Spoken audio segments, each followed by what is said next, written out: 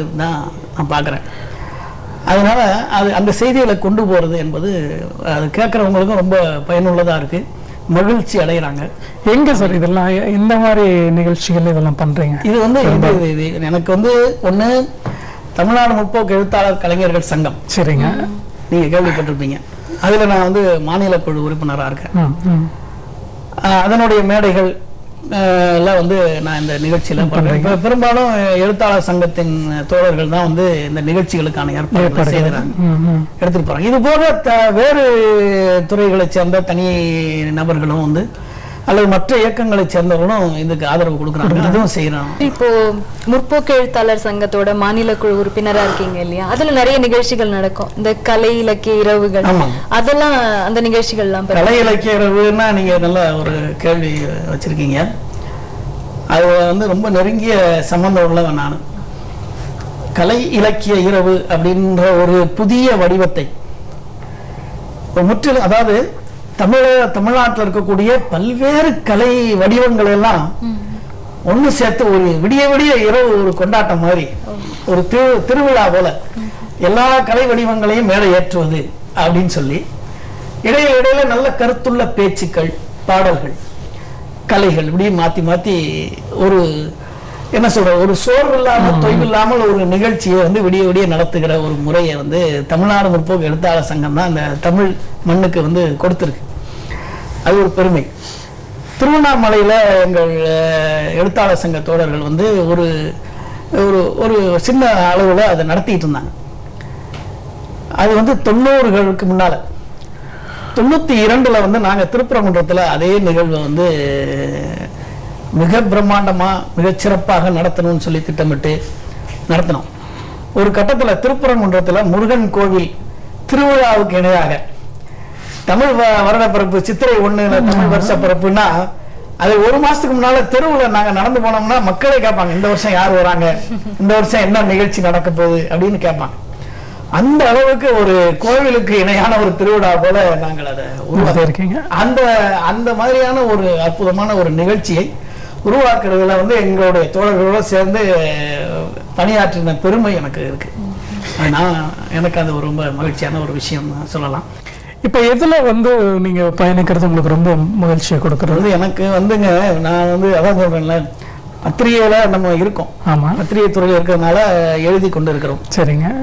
இது போக நமக்கு இந்த கலைவாணருடைய அவருடைய வாழ்க்கையின் மீது, அவருடைய செய்திகளின் மீது எனக்கு அபரிமிதமான ஈடுபாடு இருக்கிறதுனால அதையும் நான் வந்து என்னுடைய சொந்த முயற்சியில தொடர்ந்து செய்து கொண்டிருக்கிறேன். அது இன்னைக்கு வந்து நல்ல ஒரு வரவேற்போட போயிட்டு இருக்குதுங்க. அது வந்து என்னுடைய மனநிறைவான பணி அப்படின்னு நினைக்கிறேன். ஏன்னா கலைவாணர் செய்தி, இப்போ ஒரு விஷயம் நான் சொல்லணும். கலைவாணருடைய வாழ்க்கையில் வந்து பல்வேறு கட்டங்களில் வந்து அவருடைய அதாவது ஒவ்வொரு சம்பவமுமே ஒரு அற்புதமான ஒரு வரலாற்று நிகழ்வாக இருக்கு. அது வந்து நமக்கு இன்னைக்கும் நமக்கு ஏதாவது ஒரு செய்தியை சொல்லிக்கிட்டே இருக்கு. அறிவியல் வந்து வளரணும், அதே நேரத்தில் மனுஷனை சோம்பேறி ஆக்கக்கூடாது என்று 1930-40 வந்து ஒரு மனிதன் சொல்லிட்டு போயிருக்கிறாருன்னா அந்த பாடல் விஞ்ஞானத்தை வளர்க்க போறேன்டி.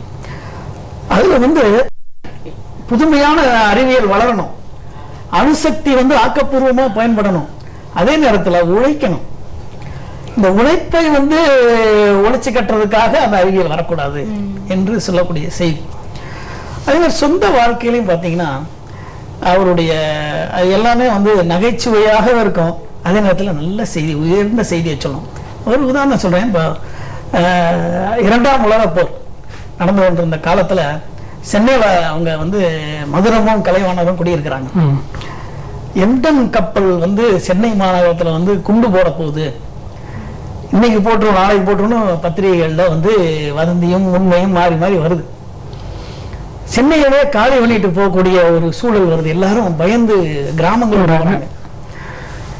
ஆனா கலைவாணருக்கு என்னன்னா, அவர் என்ன செய்யறாரு, வீட்டுக்குள்ள இருந்து பாயை சுருட்டிட்டு போய் மொட்டை மாடியில படுக்கிறாரு. ஏன்னா அன்னைக்கு பத்திரிகையில வந்து இன்னைக்கு கண்டிப்பாக இன்று இரவு எம்டன் கப்பல் குண்டு போடும்னு பத்திரிகையில செய்தி. மதுரை வந்து என்னங்க மேல வந்து படுத்துக்கிட்டீங்க அப்படின்னு கேட்கும்போது, இங்க வாருமா, இன்னைக்கு குண்டு விழுவ போதான், குண்டு வந்து விழுந்து எப்படி வெடிக்கும்னு நான் பார்க்காம வீட்டுக்குள்ள படுத்துங்க சொல்றியா, வாங்க. அப்ப நானும் வரேன், படுத்துட்டாங்க. இது நடக்குமாங்க? ஒரு அற்புதமான கலைஞர். நீங்க தமிழகமே தலையில வச்சு கொண்டாடிட்டு இருந்த காலத்துல, உச்சத்துல இருந்த காலத்துல அவர் இப்படி செய்யறாரு. படுத்துட்டு அப்படி மேலத்தை பார்த்துக்கிட்டே இருக்கிறாங்க. கொஞ்ச நேரத்துல மெய் மறந்து தூங்கிட்டாங்க. தப்பு ஒரு சத்தம் கேக்குது நடு இரவுல. ஆஹா குண்டு விழுந்துருச்சோம் அப்படின்னு ஒரு டார்ச் லைட் எடுத்து அப்படியே அடிக்கிறார். கீழே பார்த்தா பின்பக்கம் காம்பவுண்ட் சுவர் ஏறி ஒரு இளைஞன் வந்து ஏறி குதிச்சிருக்காரு. திருடுறதுக்காக வந்திருக்கான். அடிச்சுட்டு கீழே போய் பாக்குறாரு. அதுக்குள்ள இவங்க வந்துச்சுட்டாங்க. மதுரம் யார் திருட்டு போய அப்படின்னு சொல்லி சொன்ன உடனே இவர் என்ன செய்யறாரு, சமாளிக்கிறார்.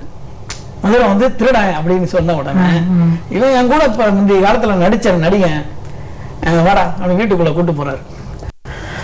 அவர் ஏன் வந்து திருட மாதிரி குதிச்சான் அப்படின்னு மதுரம் கேட்டுக்கிட்டே வராங்க. இங்க வா முதல்ல அப்படின்னு சொல்லி அவனுக்கு முதல்ல சோறு போடு அப்படிங்கிறார். தட்டை வச்சு சாப்பாடு போடுறாங்க. சாப்பிட்றாங்க. அவனுக்கு ஒண்ணுமே புரியல. என்னடா நம்ம எதுக்கு வந்தா இவங்க உட்காந்து சாப்பாடு போட்டுக்கிட்டு விருந்து உபசரிச்சுக்கிட்டு இருக்கிறாங்களே அப்படின்னு. சாப்பிட்ட உடனே ரூமுக்குள்ள போறாரு. போய் பீரோவை திறந்து 2-3 வேட்டி சட்டையெல்லாம் எடுத்து வச்சு ஒரு 100 ரூபா நோட்டை எடுத்து அவன்கிட்ட கொடுக்குறாரு. சொல்லிட்டு கொடுக்கும்போது அவங்க கேட்குறாங்க, இவன் உங்க நாடகத்துல நடிச்ச பையன் சொல்றீங்க, கதவை தட்டிட்டு வர வேண்டியதானே, எதுக்கு திருட மாதிரி ஏறி குதிச்சு வந்தான், அவன் அதுக்கு தானே வந்தான் அப்படிங்கிறார். அப்பவே சொன்னா இந்த அம்மா வந்து அடிச்சு விரட்டிடும் அப்படின்னு அவனுக்கு சாப்பாடு போட்டு துணிமணி எல்லாம் கொடுத்து 100 ரூபாங்கிறது அன்னைக்கு வந்து இன்னைக்கு நமக்கு ஒரு 10,000-20,000 ரூபாய் மாதிரி. இந்த பணத்துல ஏதாவது ஒரு தொழில் செஞ்சு படைச்சுக்க, இன்னையோட இந்த திருட்டு பத்தியை விட்டுரு தம்பி என்ன சொல்லி அனுப்புறாரு.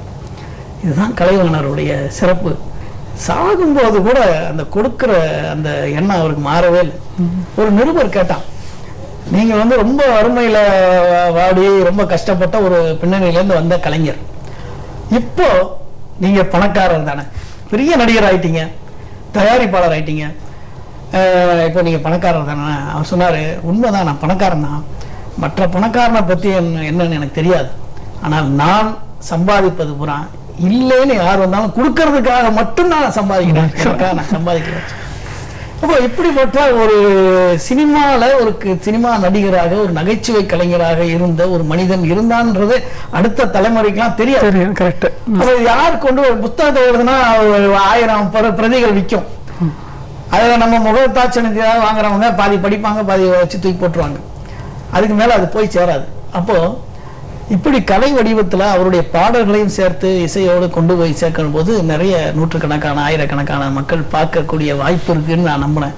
அதனால இந்த நிகழ்ச்சி செய்துட்டு இருக்கிறேன். அவர் செய்தியை கொண்டு போவது என்பது வந்து எனக்கு ஒரு பெரிய மன நிறைவு தருது. ஒரு இந்த சமூகத்துக்கு நான் செய்யக்கூடிய ஒரு கடமையா நினைக்கிறேன். இன்னைக்கு உங்களுடைய பல்வேறு விதமான அனுபவங்கள் இன்னைக்கு எங்களோட பகிர்ந்திருக்கீங்க சார்.